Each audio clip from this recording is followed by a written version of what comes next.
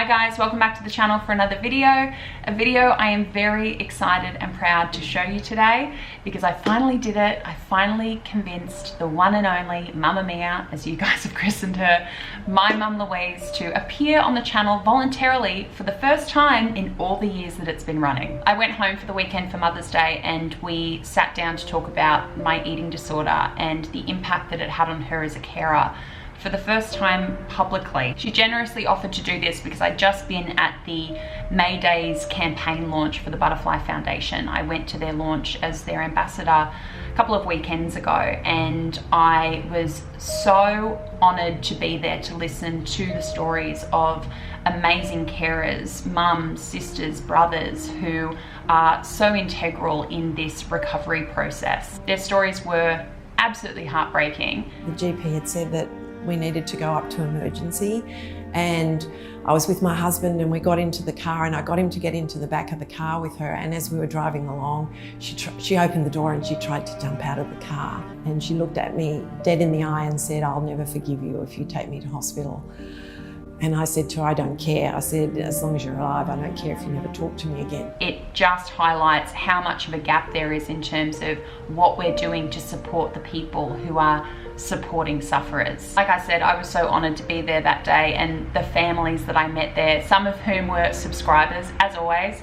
It is the happiest part of my life to meet you guys and give you a hug and to hear your stories face to face. But to hear that a family is watching your channel is like, there is no price tag you can put on that. As you'll see in the interview, my mum and I have a lot of fun together. We did eventually stop laughing and get down to business, but I adore my mum and I certainly couldn't have recovered as well as I did without her.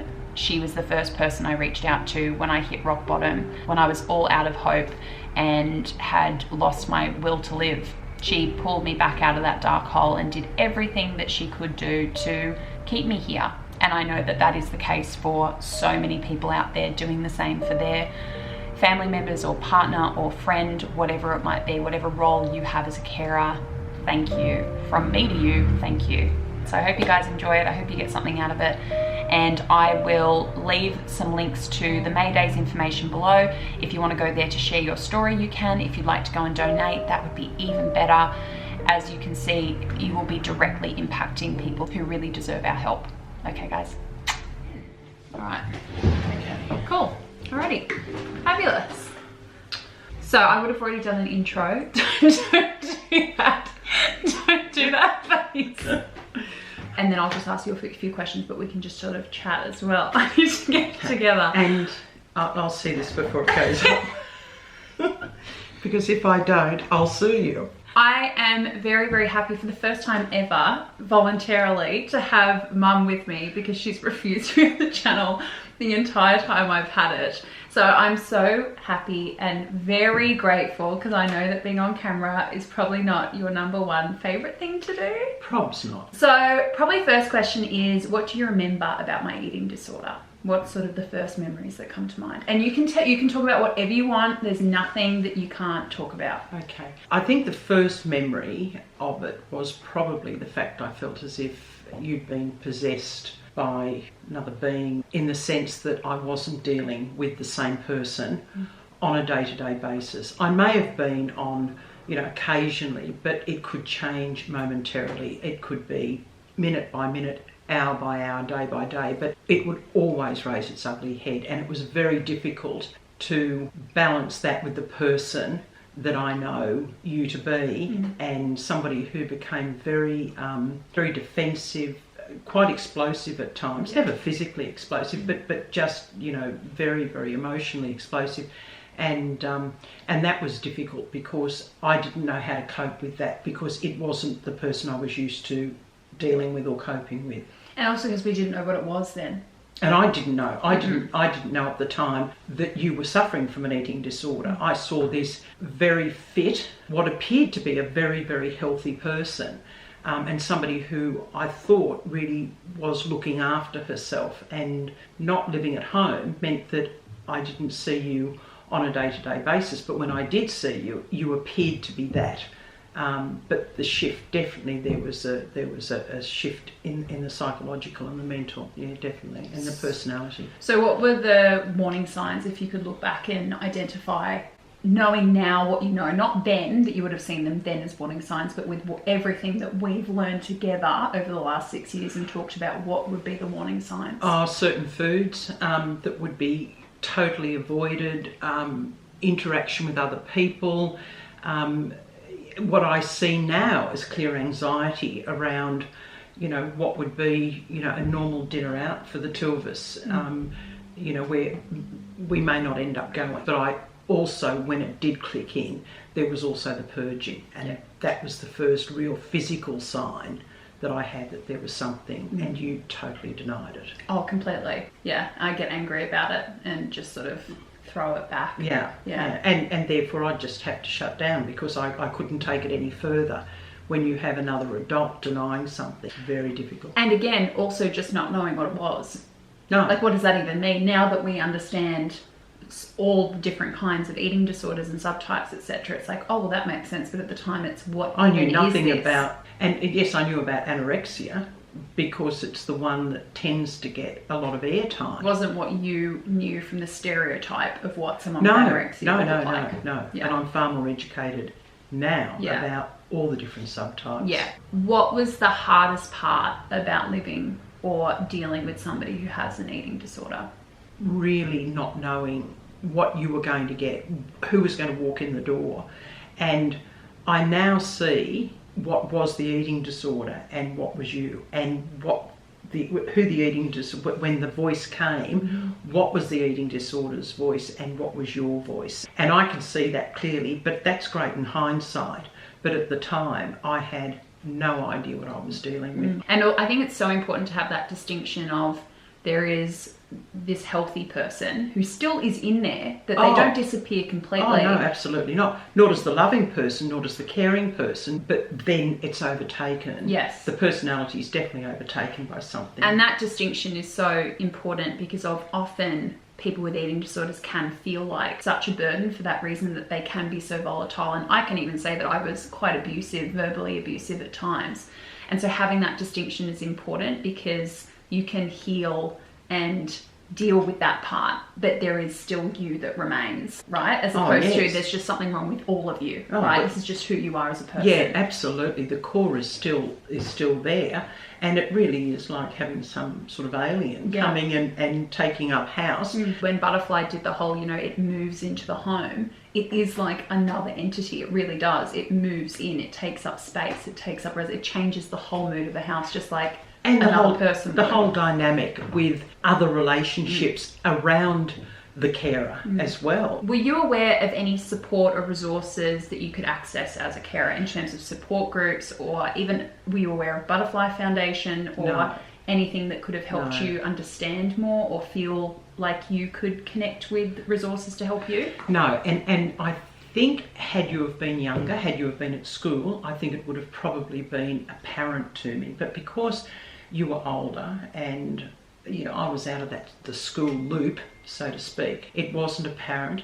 The first real insight that I had into how devastating the disorder is was when I read Portia de Rossi's book, and I picked it up probably around about 9 o'clock one evening, and I read it until I'd finished it, and I don't know what time I put that book down, but it was the early hours of the morning, and I finished the book. I couldn't stop reading, and it was my first real grasp on what you were actually experiencing and going through, and it was an absolute eye-opener to me. Absolute eye-opener. In terms of how you felt as a carer and the pressure that you felt, because obviously you were supporting me in the sense that you were paying for my psychologist sessions initially, the fact that we didn't really know anybody else who had gone through this, did it feel scary or isolating, or like you couldn't talk about it? It did, because also being with friends who had children your age and older, they weren't experiencing what I was experiencing, so it was not something that you just would automatically reach out to someone. In this day and age, I'd certainly reach out, regardless of whether you're dealing with a 10-year-old or whether you're dealing with a 50-year-old. As a mother, I would say reach out. Had I have known that there were support groups, or there was a support group, say within Butterfly, I would have been on the phone, very quickly. I did have feedback from your psychologist, never in the sense that she divulged anything that was that you discussed with her, but she would give me feedback, and it was very rare. It wasn't sort of a weekly thing by any stretch, but it might have been once a month or 6 weeks, and she would just say, the progress is really good, and she really knew how committed you were to getting better, and that to me was, I gained a lot of solace from those conversations, as brief as they were. It was something that really gave me a lot of confidence that you were capable of beating this and getting better. It was not going to change my life for me to be able to pay for those sessions for you.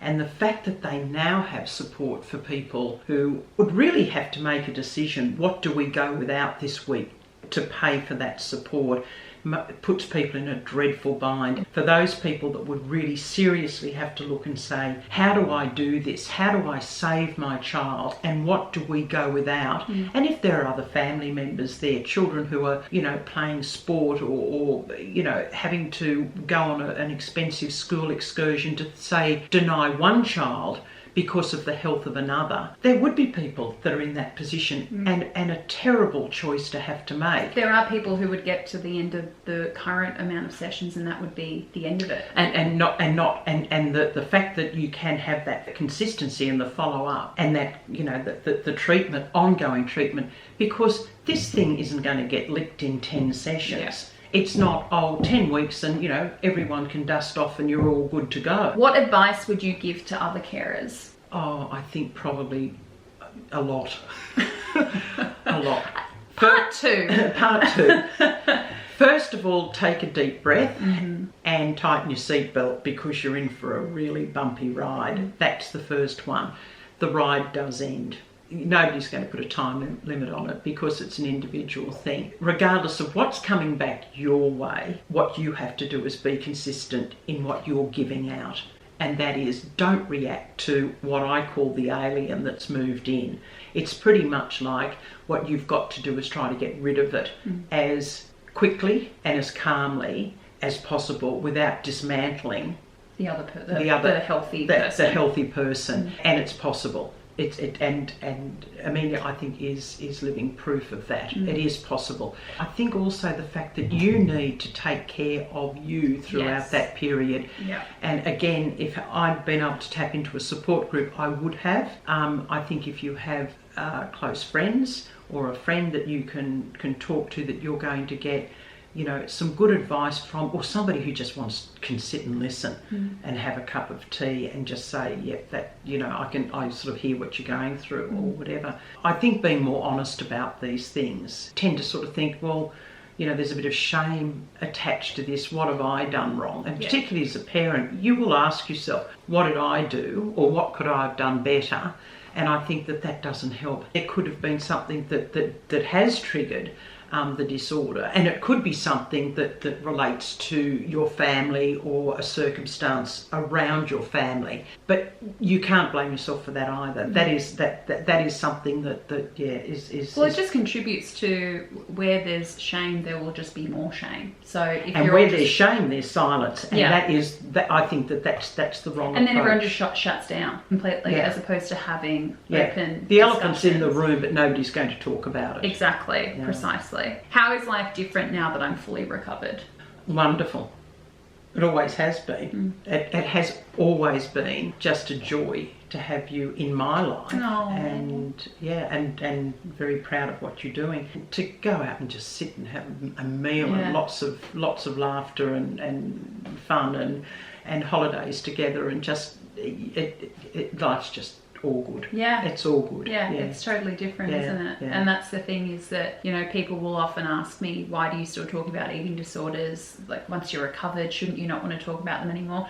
And it's sort of like, I feel so lucky to have the life that I have now because I'm fully recovered, and I want that for other people. I want them to have like amazing familial relationships and friendships, and that's really what has made my recovery and being fully recovered so worthwhile, is that I have these wonderful, genuine, strong relationships and people who went through hell with me, you know. I think the other thing is with any type of illness, and it is an illness, you know, we need to talk about these things. I'm a breast cancer survivor. Yeah. I'm the first one to put my hand up and say, you know, I had breast cancer, I've had chemotherapy, I've had radiotherapy. The more people that know about these illnesses, regardless of what they are, the more awareness there is. They see you as walking proof, Yes. living proof that there is a way forward through this. And with the eating disorder, that I truly believe that there is full recovery Yes. available to you. I really do believe people can put it behind them. Yeah. Yes. But I think it's also important, which is why I love Butterfly doing this theme this year, for carers to be able to talk about it as well, I think because it's it a affects great idea. everybody. Yeah. It hits every single relationship, and certainly And in it the stops the household. silence. Yes. It just stops everyone sort of walking around thinking that they're alone, Yeah. having to deal with this. Beautiful. Thank you, Mum. That's a pleasure. See, that wasn't so bad. Wasn't, but it's the last one I'm doing. The first and last. Well, I love you. I love you too, sweetheart. Mwah. I do love you. I love you too.